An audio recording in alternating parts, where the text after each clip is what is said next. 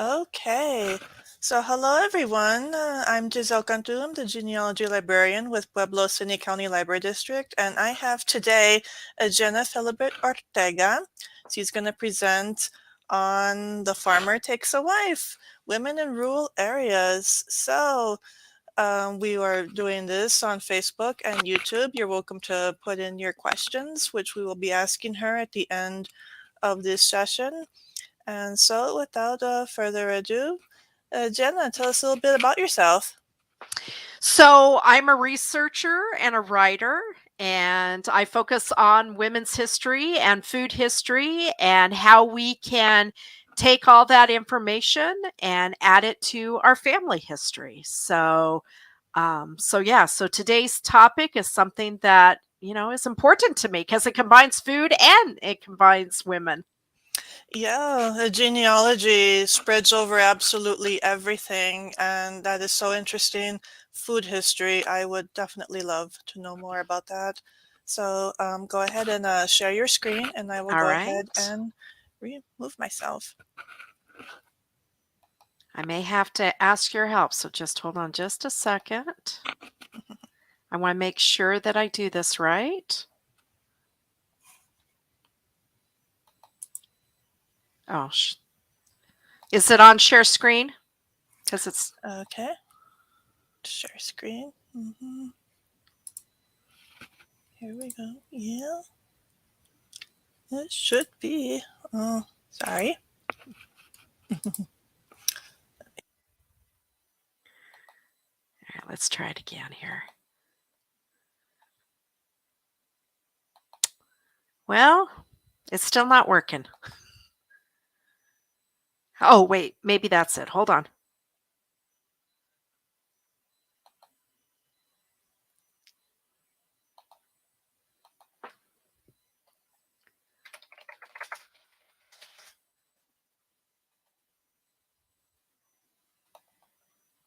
Let's see if this does it. Maybe not.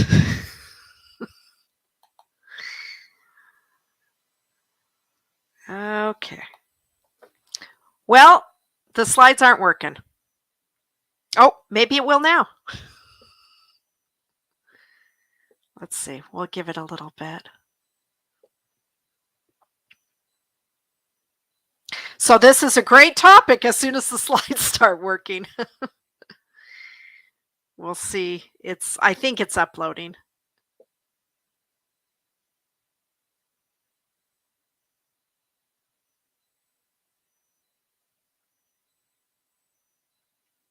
Or maybe not.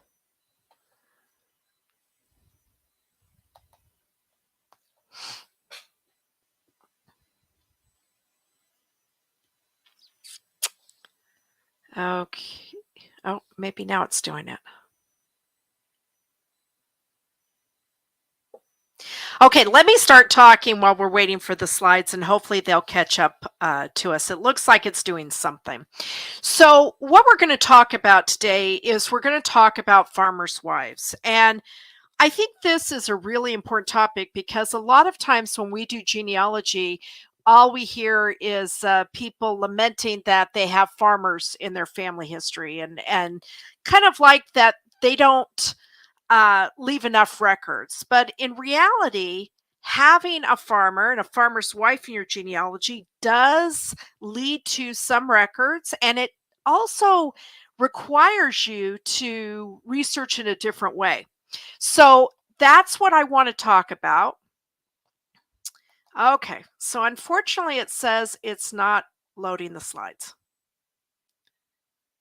Oh, hold on just a second. Maybe this will help.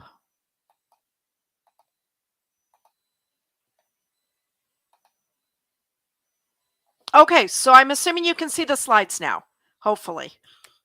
If you can't, maybe somebody can tell me. All right, so let's get started. Now, this is a tough topic because there's a lot to talk about. We could probably do a week on this topic. And so, just so you know, when I'm thinking of farm women, I'm thinking of everything from the farmer's wife, right? And what she may do to support the family farm. I'm thinking of women who during World War I and World War II worked as land girls, which are women who helped with farming. Because as men who were farmers left and farm laborers left to join the war effort, they needed someone to take over. So there were women, young women, who volunteered and they were called the land girls. Now, we're not going to really go into that too much. There's also women who've worked as agricultural workers. That still happens today. And so there's records, there's unions, there's groups that you can find records for with that. There's women who were homesteaders. Now, these women would have had to, they would have been on their homestead. They would have had to improve it. They may have done some small home gardening. One of my female ancestors had a homestead and she did some small gardening and some other kinds of landscaping around her homestead. And there's homestead records. There are women who were farmers and not farmers' wives. And I'm going to give you an example of that. And then women who were enslaved prior to the end of the Civil War. They would have worked on farms and done all kinds of farm work as well. And then maybe after uh, the Civil War and emancipation, they may have done other kinds of farming work afterwards. Now, just to show you an example that women have worked as farmers, they have supported farming. This is a table, and this actually was given to me by the U.S. Department of Agriculture's library, and we're going to talk about them towards the end of our time together. And you can see that I have highlighted this farmers column, and these are women who were farmers in the census years. And if you kind of look down that, starting with 1860, ending with 1990, there are a lot of women between 1900 and let's say 1920 that were farmers. So we need to make sure that we realize that women have historically worked and they have done all kinds of work, including agricultural work. Now, as we continue, I want you to think about how you research women and female ancestors. And we're going to be talking about a methodology that requires you to research her and her life. You have to research her family, especially when we're talking about farming. And if she was just I shouldn't say just, but if she was a farmer's wife, we want to also research the men in the family. We need to look at, probably most importantly, we need to research the time and place or location. What's available for that time and location? That's going to determine what records exist or what records don't exist. And then we want to expand our search beyond just her and her family to her fan club. All right? FAN. Now, what is a fan club? The fan club, that stands for friends, associates, and neighbors. So here's the thing with researching historical women. A lot of times throughout history, women have not left a lot of records behind. And one of the reasons has to do with women's legal rights. When you think about women not having the right to vote, or and in the United States, not all women could vote in 1920 when the 19th Amendment passed. So when you think about stuff like that, when you think about property rights, women are most often represented in the records of people who they're in a community with. So that could be church, that could be neighbors, that can be all kinds of people. So that's why when we research women, we want to think about their fan club and we want to take that into consideration. Now, this is going to be vital for when we look at archival research. So we'll look at that a little bit later.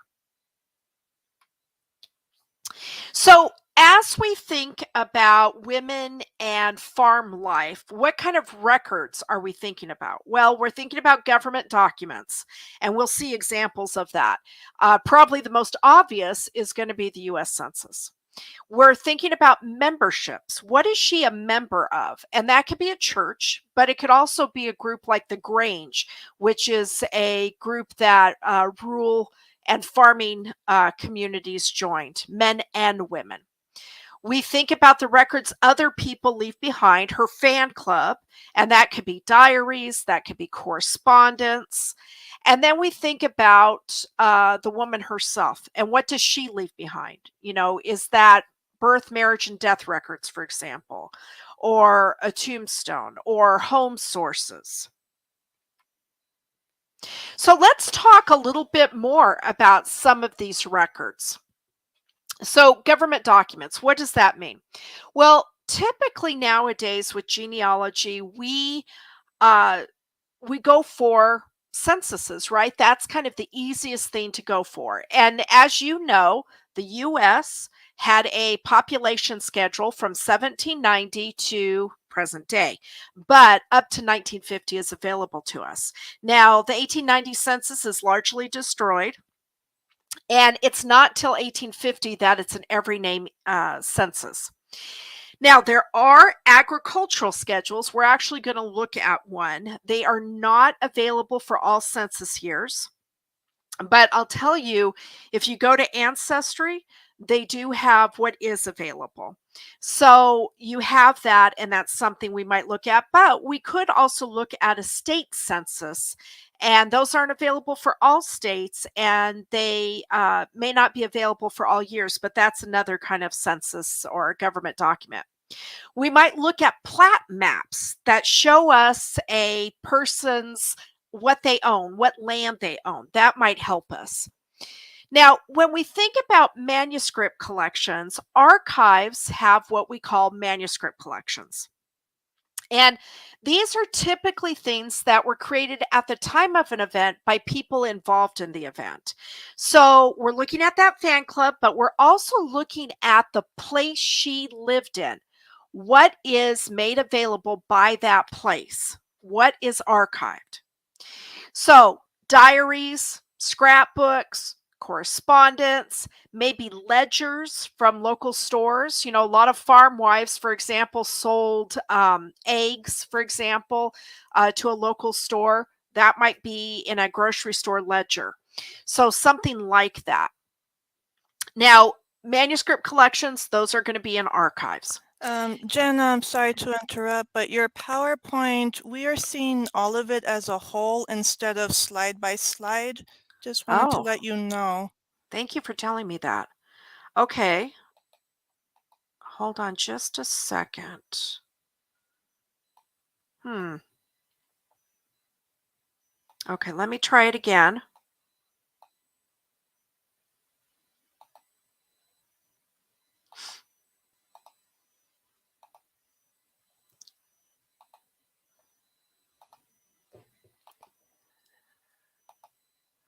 Huh.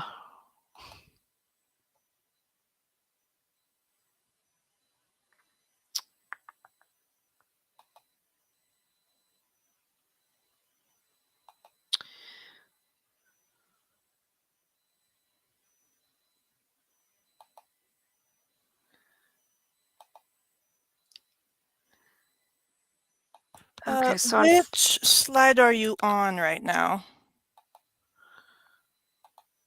so I'm on slide 7. 7. Okay. Let's see.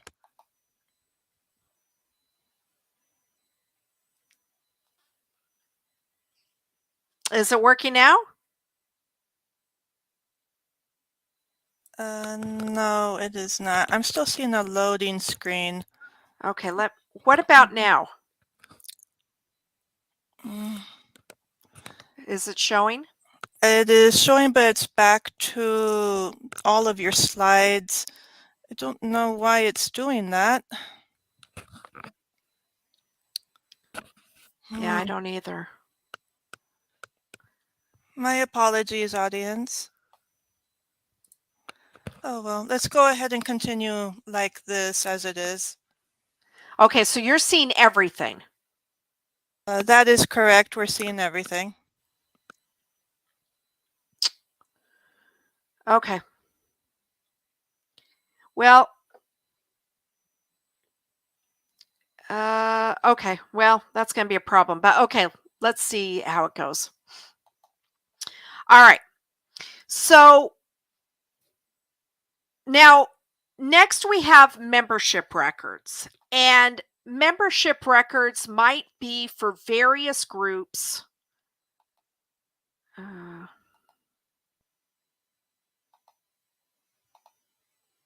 hold on just a second. It just went away again. You know what? I have an idea why this might not be working.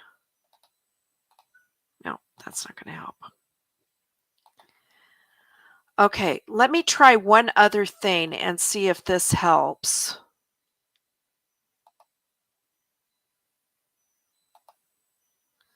Okay, do you see slide 8 now?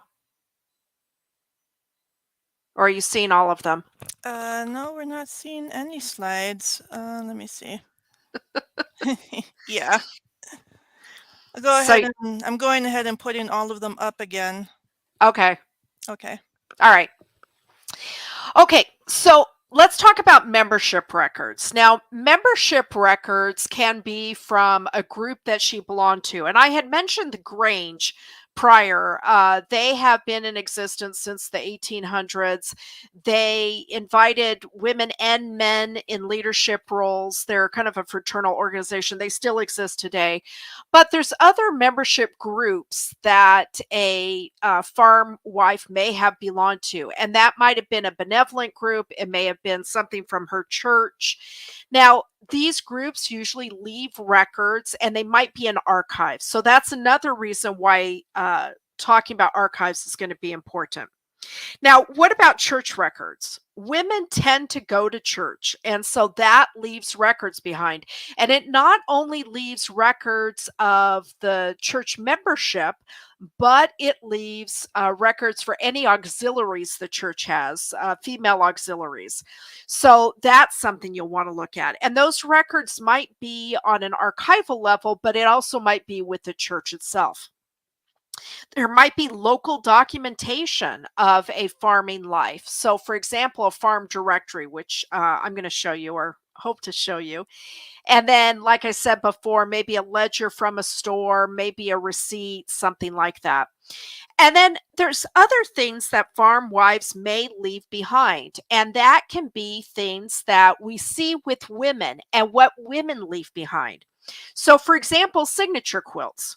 Now, signature or friendship quilts are quilts that have people's names on them. And women create these in order to auction them off to raise funds for a cause or as a gift for someone when they get married or they're leaving or they're retiring. And I'll tell you, I actually have a signature quilt that I believe is from a farming community because the instead of batting in the middle, it's seed sacks. So, signature quilts are something, oral histories that people have done where they've interviewed farm wives and maybe uploaded that to a university, and then community cookbooks.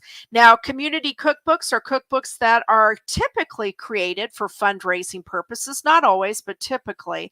And so, those have people's names in them. So, that's another option when we're researching farm wives, especially 20th century farm wives. And I've seen some of these for the Grange. I've seen them for groups of women who raise sheep and cattle. So there's all kinds of groups that do that. So once again, this is about researching the local area. Okay. And getting to know what's available for that local area. And that might be in an archive or a library. Now, don't forget that farm wives may be involved in other activities also. So, this slide, if you can see it, is 6 reasons why farmers' wives should vote, and it's reasons why women should vote. And obviously, the National Women's Suffrage publishing company was trying to get the point to men that, look, if your wife can vote, she can vote for the things that you care about and that help your farm. And so farming wives were also involved in other activities. And so once again, that's why it's important to look at the local area. Okay, before we continue on with resources, I want to do a little bit of a case study for you and talk about one example of a farm wife from the 19th century. And so this is about a woman named Jane Chatham. She was alive from 1839 to 1902. She had a husband that she married right before, like days before he went off to the Civil War. They were in Texas. And so he was gone from 1862 to 1865. He comes back and they have a lot of kids. They have 160 acres. They are growing things on it, and they have some small animals, probably pigs, for example, and chickens, nothing major. And then her husband is murdered in 1879. And so that leaves her with a teenage son and younger children. In fact, I think she may have been pregnant. And she's got to take over the farm. Now, she does this until she gets, into her older years, and then she dies in 1902. Now, if you can tell from the slides that are up there, there's one that says the state of Texas up at the top left, and it says County of Bell. It's kind of a brownish paper. This is a Confederate pension application for her to get a pension through her husband, who was later murdered. And so what happened was, this is an ancestor of mine. I first learned about her husband and her through a mutual cousin. One of the first records I looked at was this pension that told me more about her, because he was dead at this point. And, this point, she's getting to be 60, but she has worked hard all her life. She's having trouble. She's got some arthritis, and she's trying to get some money so she doesn't have to work so hard. So after her husband is murdered, she is taking over the farm, and then eventually she is charged with taking care of the poor. So she runs basically what we would call a poor farm from her farm. And that's how she made money. Now, this is going to be hard for you to see if the slides aren't working, but I'll just describe it for you. When we go to the census, so we go to the 1880 census, because her husband's dead by 1879. And so when we go to the 1880 census and look at just her and her family, we see that she is listed as 40 years old with no occupation. But her 17-year-old son is listed as a farmer. So here's a good example of taking what you find in a census with a grain of salt, because we don't know who gave this information. Maybe it was the son and he felt like he was the farmer and his mom was just the mom. But when we go to the agricultural schedule, we get a different sense. So here is kind of just a look at the whole agricultural schedule. And I wanted to show you this. It's not readable, obviously, even if you're looking at just one slide, but it has different sections to it. And so we have to look through all of those sections to get a good sense of what's going on. So if you haven't used an agricultural schedule before, it looks a lot different than the population schedule. And the purpose of an agricultural schedule is to see what farms are there, what are they growing, what kind of livestock do they have, and kind of look at that, look at how much it's valued at, and all of that. Okay, So this is the 1880 agricultural schedule on ancestry.com. It's for Austin County, Texas. And on this sheet, I think she's one of about 10 farmers, and I have her highlighted. And so what we find is it gives how many acres of land she has. She has 24 that are tilled. Now, she actually owned more land than this, but I'm assuming that only this part of the land was what she was farming on. And so then it asks about woodland, it asks about meadows, and then it goes into what's the farm value. Now, she says that her farm value is $1,000 and that she has about $20 in implements and machinery and then 150 in livestock. So that kind of gets us started with learning more about her farm. Now, what I would suggest is if you're looking at agricultural censuses, that you go to the US Census Bureau website. They have a history and a genealogy section, and you look at the enumerator instructions. Or just Google 1860 census enumerator instructions, and you'll find them there. Now, if we continue down that schedule, then we get to cattle, sheep, swine, poultry, and other animals that the person might have. And she, basically, she has some pigs, she's got some kind of poultry, and that's about it. She doesn't have a lot of other things. But what it appears that she is growing is Indian corn. So if you can see this slide, it has cereals, fiber, and sugar. So she's not growing anything to do with sugar. She has some sort of, she has cotton. So she is growing about 12 acres of cotton, but she's growing Indian corn. And actually, the people around her in her county are also growing Indian corn. So really what she has is she has a small farm. Now, when her husband was alive, it may have been bigger. And so that's something we'd have to look at. Now, this is something where a plat map might help you. Now, actually, I do have a plat map for this area, but it's very large. I actually got it in Austin County. But there is a website called Historic MapWorks that has plat maps. Now, this is a subscription site, but you can see what they have without a subscription. So it's called Historic MapWorks. Now, besides looking at a map, and that's why I know she had more land than that, I would want to know more about where she lived because I live in California. So she lived in Texas. So I can do some Googling or look at different historical sites. This is the Texas State Historical Association, and it tells me about Austin. Hold on just a second. Sorry about that. Hold on one more second.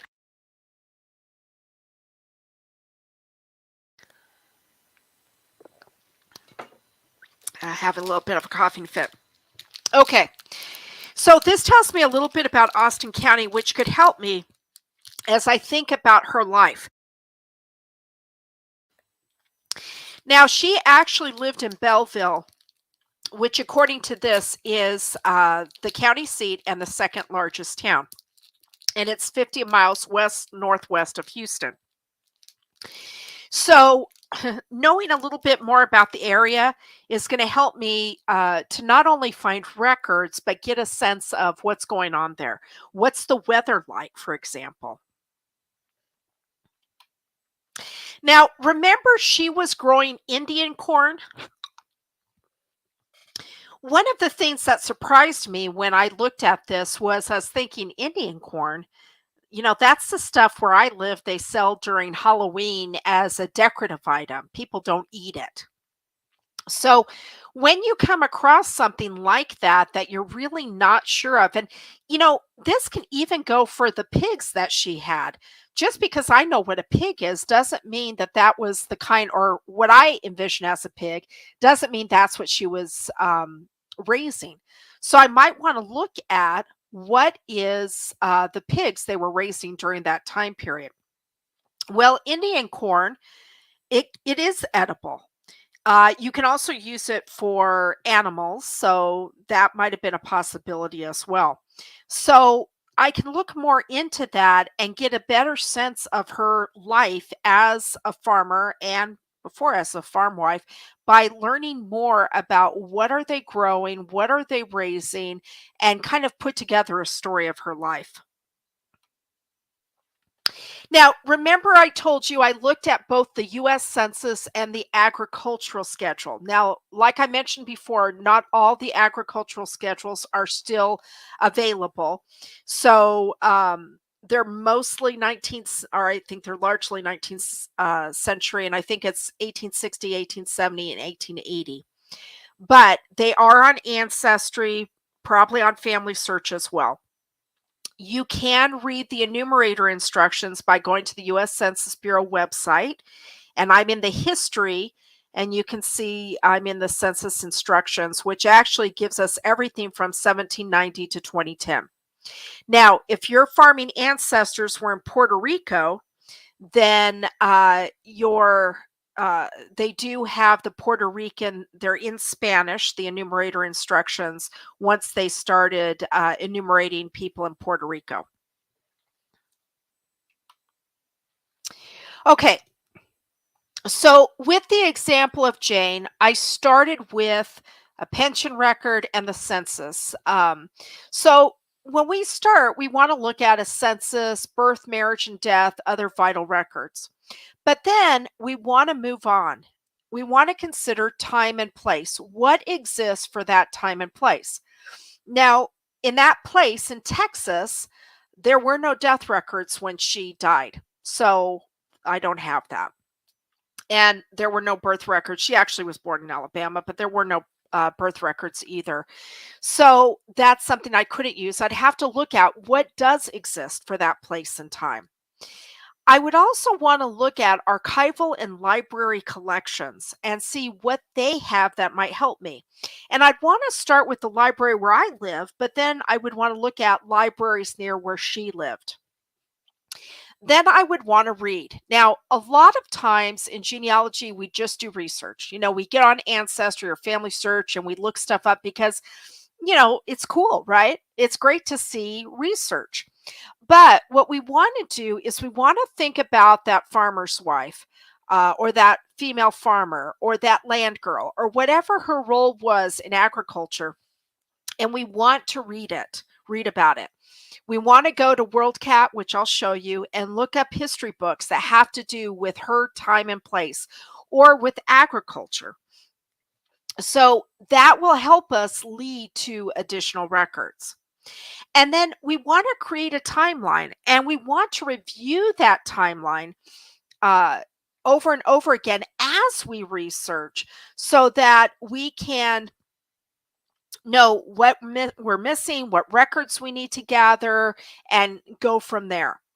So always have a timeline, always read books that have to do with that time and place, and then consider where she's at and what records exist in libraries and archives. So let's talk about libraries. What libraries exist? Now, I told you public, right? We're benefiting right now from a public library.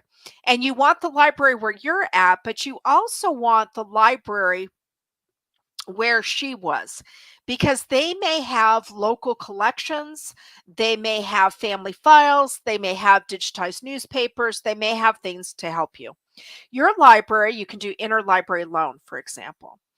Now, we also want to look at possible private libraries. And so these are libraries that you usually have to have a membership to go to.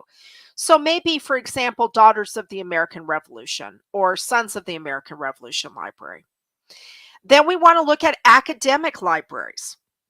Now, the benefit of academic libraries is they have digital collections, but they also have wonderful um, subscription sites. They have books on various, agriculture and the history of the area.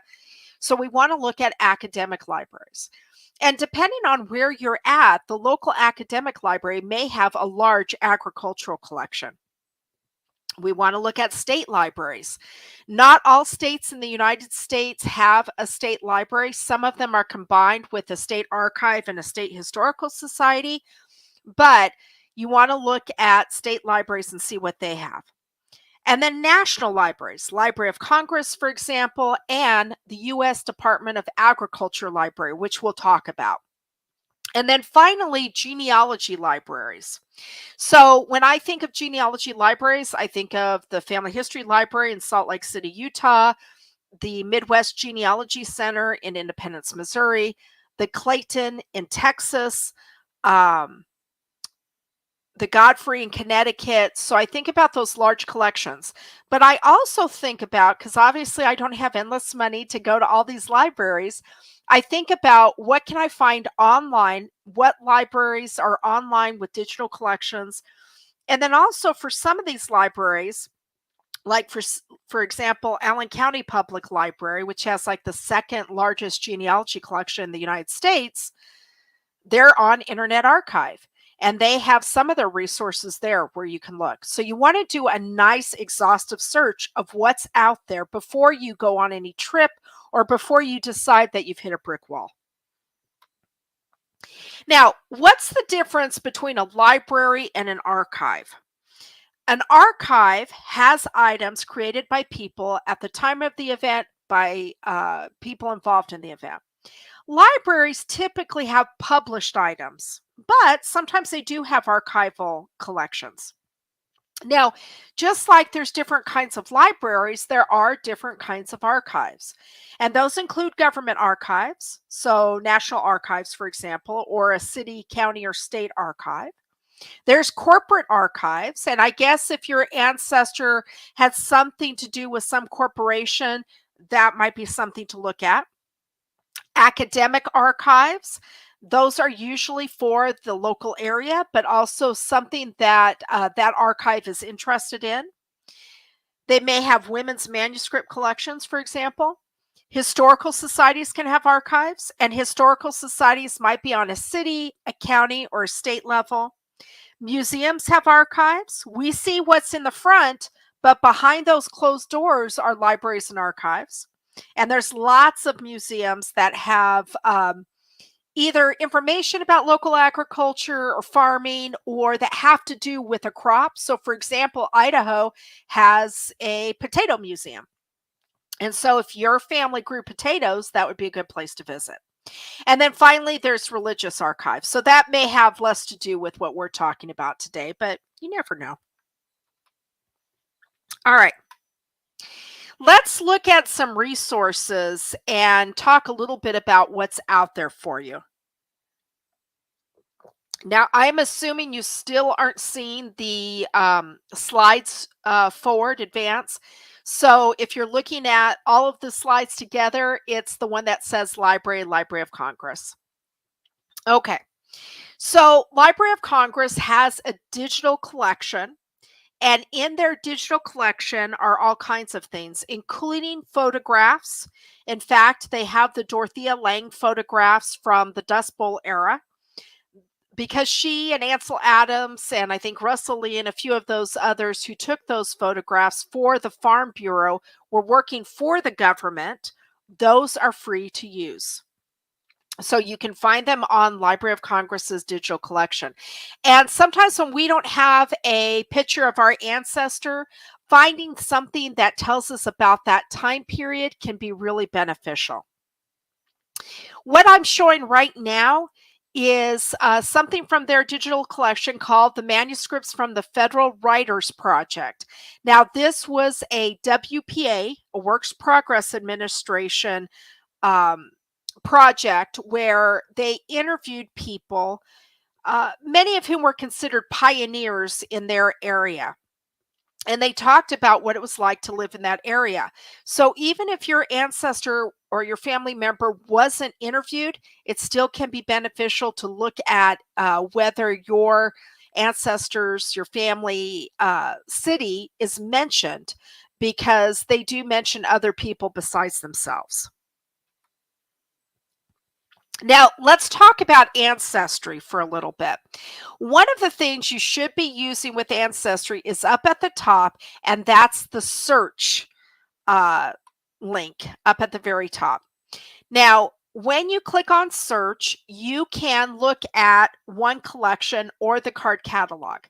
So, for example, you could look at the federal census collection, and this is under census and voter lists. So click on search, then in the drop down menu, click on census and voter lists, and then the US federal census. If you scroll all the way down, you'll see a list of all the censuses, including the agricultural schedule. So this is what it looks like. And it is under, it's the non-population schedules at the very bottom. I don't know if the system is cutting that off for you, but that's where it is. And so that's where the agriculture, the manufacturers, the industry schedules are. It's easy to ignore those schedules, but I would highly recommend that you check out what of those schedules they have for where you're researching. They don't have them all. So you have to go and you can browse and see what they have. So if you click on non-population schedule, this is what you would see. And over on the right, you can browse the collection. And this is something you can do with a lot of the ancestry databases. You can choose the state and then the type of schedule, the year, and the county. So you can do this to see what they have and what they don't have. So right there. All right, let's talk about Archive Grid. Now, Archive Grid is a catalog of the world's archives, but not everybody participates. So this is a good place for you to look for whatever place your ancestor is from and look at what records might exist. So you are going to use a keyword. So this is different than searching on genealogy databases. You're not going to search on a name. You're going to instead search on a place. So, Pueblo, Colorado, or a county in Colorado. So do that and then see what comes up. Now, if you know she was a member of a specific group, you can also use that as your keyword. So I don't know if you can see this example, but I used women and then the word Grange for the Grange. And there were 605 results. And it includes everything from a collection at California State University, Chico, for Chico Grange records from 1932 to 1993. And those included minutes and reports and membership. Then there was one from a collection in Connecticut that's at the University of Connecticut from 1952. There's one from Iowa from 1907 to 1957. So these are going to be records that are going to have people's names. There's going to be biographical information in some cases, or just kind of what were they doing. And that can add some, context to the story you're trying to tell about her life. Now, sometimes universities have these records. And so here's an example from the University of Iowa Libraries, the Franklin Township Farm Bureau Women Records from 1956 to 1993. So probably one of the things you're probably noticing is a lot of these records are 20th century. And that's true. Probably you're looking at 19th to 20th century for some of these things. But it's still worthwhile to look in Archive Grid to see what all is out there. Now, in this case, it is records donated by, it looks like probably a member. And it's 5 linear inches. So it's not a big collection. So my guess is these are probably notes and some papers, uh, maybe a binder or two worth of records. Now, another place that you should look is DPLA, the Digital Public Library of America. Now, this is on your handout. Now, the benefit of DPLA is that it takes libraries, archives, and museums in the United States and puts their catalogs in one place. Now, not everybody participates, once again, but it's a good place to start your research. You're going to use a keyword, not your ancestor's name. Okay. It's unlikely you're going to find something searching on your ancestor's name unless they were famous. So, farm, farm wife, the Grange, something like that, that is going to help you find something. Or even the place they lived. So, for example, I did a search on canning clubs. So you can probably guess these were clubs where people canned. And these are 20th century clubs. Sometimes they were clubs for girls. Sometimes they were done during wartime when there was a lot of stress of canning your own foods and having things available to you. So what it does is when you see the results, you can click on one of the results. It will show you a thumbnail of the photograph, and then it will tell you a little bit about it. You'll click on it to go to the original source, and that's where you can read more about any copyright or publishing restrictions. Now, here's the thing. If you can see the slide I'm showing for the Tridell Canning Club, it shows a photo of 6 women in their aprons who are part of this club, but it does not name all of them. So that's why searching on a place or a group is important, because you will miss things that may have her or may have a family member because they're not listed by everybody's name. They may not even know everybody's name in the photograph. Now, there were all kinds of images done by the government for the Farm Bureau. And later, this is one, if you can see this, Dorothea Lange took this, farm wives in a town in Utah. And so it shows a farm wife holding her baby and canning green beans. What I like about this is it shows the process of canning. And it gives me a sense of what did it look like in 1950 for farm wives.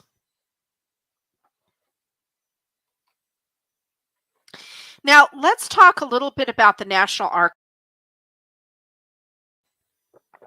I would not expect you to find too many relevant records here, except for things that have to do with land, for example. But having said that, here is a record group you might be interested in. This is the Farm Ownership Case Files, 1938 to 1946, and this is part of the Farmers Home Administration. So sometimes there are records that have to do with farmers, and these would be federal records. So anything that has to do with the feds, basically, that's what National Archives has. Now, National Archives just changed their catalog, and so I'm showing you the old version. The new version, I think right now you can use either version. So I thought it'd be just easier to show this version for now. But by April, I think you'll have to look at the newer version. So doing a search on maybe farm or farmers, and then maybe adding what National Archives you want it to be from. So for example, I think Colorado is the Colorado branch of National Archives. And then that might help you drill down to the records that have to do with the place that you're at.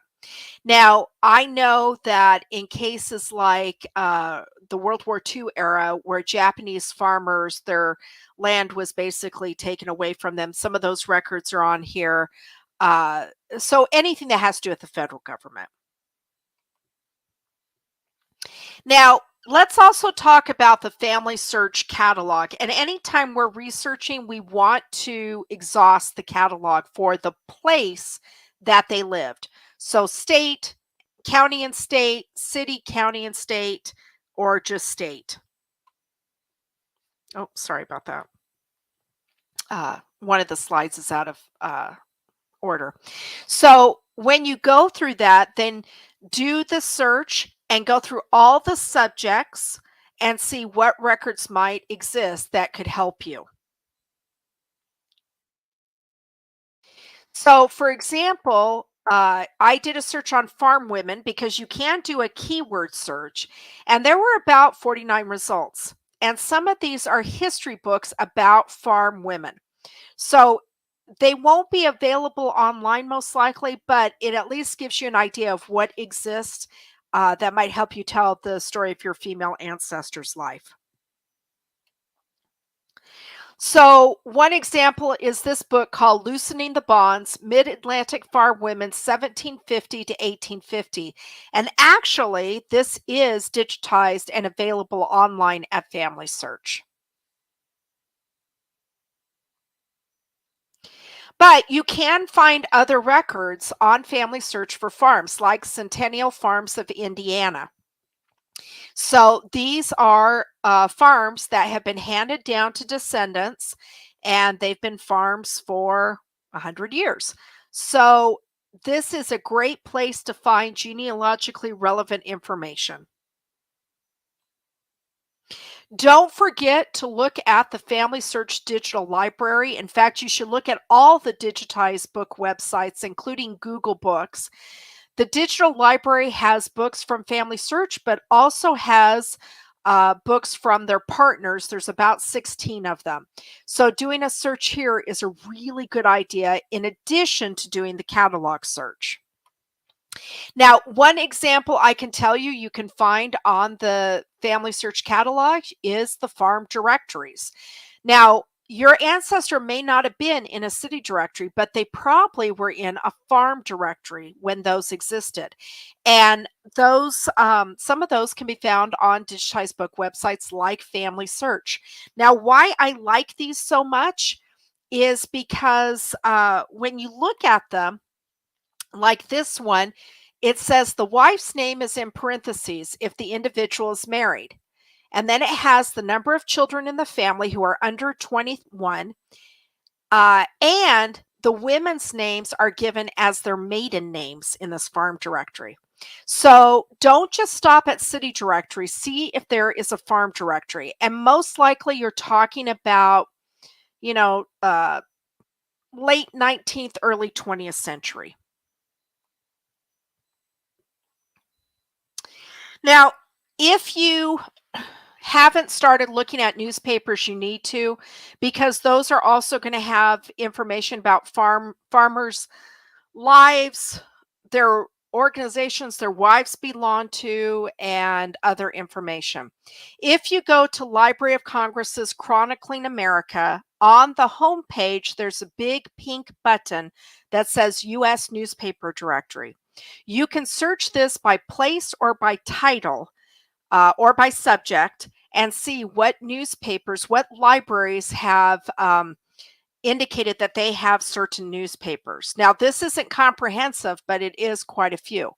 There are farm newspapers, and so that is one way you can find them. As well as other newspapers that may have articles about farm wives, like this one from newspapers.com that says Pennsylvania Farm Women's Week to be inaugurated. And it's the first chapter of the Society of Farm Women. And I guess this was their vacation week where they got to go to a convention. Now, through the Illinois Digital Newspaper Collection, they do have a section of their page called Farm, Field, and Fireside Collection. And these include farming newspapers. So you know about newspapers that are for a city or a county, but there were all kinds of different newspapers, including those that were directed towards farmers. I highly recommend that you use WorldCat, which is a World Library catalog, but like Archive Grid, not everybody participates.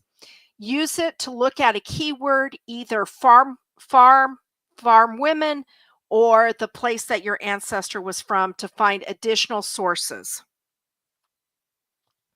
I highly recommend that you put in the term farm women, and then when you get the results, that you narrow it by format and use the thesis format, because theses and dissertations are something we genealogists don't use a lot, but there are students who have done research on farm wives. And so in this case, doing a search on farm women gets you 2,000 and 2,200 theses and dissertations on the topic.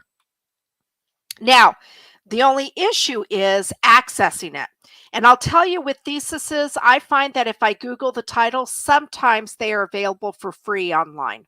Not always, but sometimes. So, for example, here's one called Making Meaning, Making Butter, The Material World of Chester County Farm Women, 1750 to 1800. So I think this is Chester County, Delaware. And it's all about these farm wives and their butter making equipment. So if you had a farm wife in this area, that would be fabulous to add that information. And best off, if you looked at the back, then you would have all the sources that this author used in creating this thesis. Now, I told you about the USDA library, the U.S. Department of Agriculture. They have the National Agriculture Library. There's all kinds of things on this website, but they do have some historical items as well, and they do have some digital collections. I have also found them to be incredibly helpful in answering questions that I've had about farm life. In fact, they even sent me a bibliography about farm wives. So here's their special collections, and it has everything from posters to books to manuscript collections and all kinds of stuff.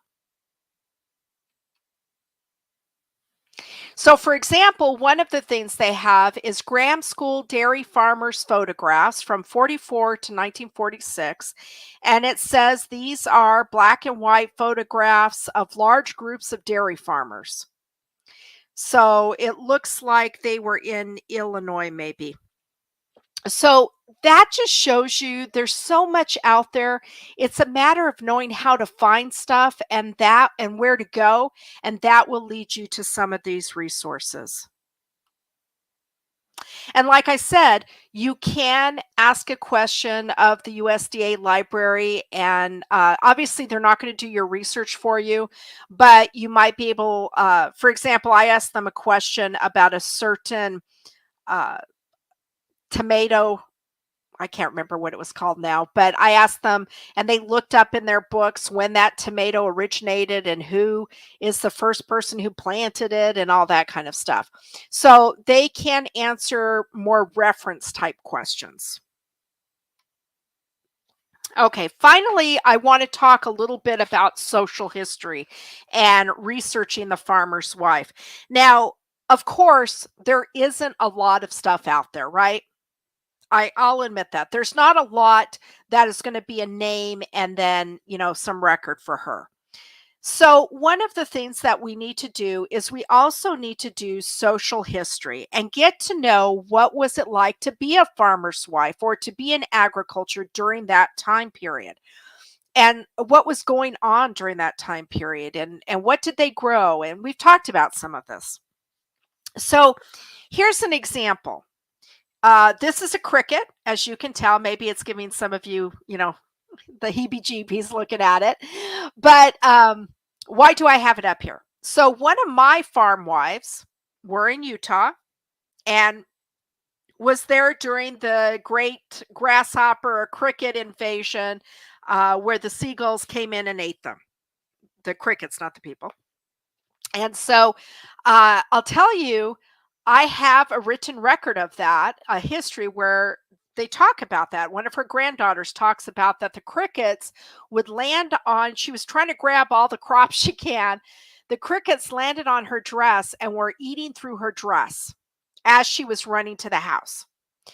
And this story seemed kind of larger than life, right? I couldn't really, I couldn't relate. Well, so fast forward, my son goes to school in Texas. And where he is in Texas, about once a year in August, they have a cricket invasion.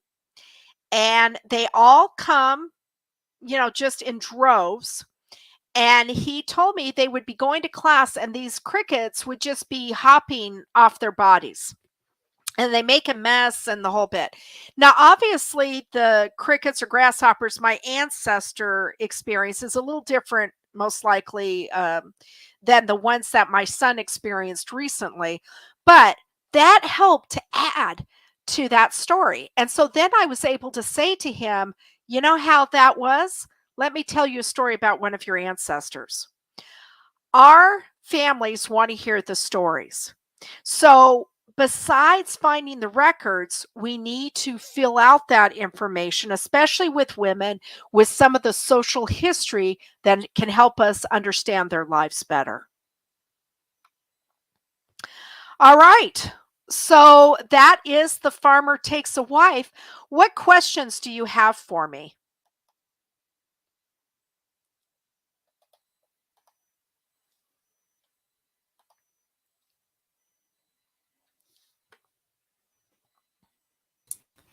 Okay. Any questions for Jenna? Mhm. All right. Not seeing any questions, but thank you. Thank you for sharing all of these resources. I did not know that USD had their own library. They That is so do. fascinating. It is, and it's really an interesting library. And like I said, they're really generous with answering questions.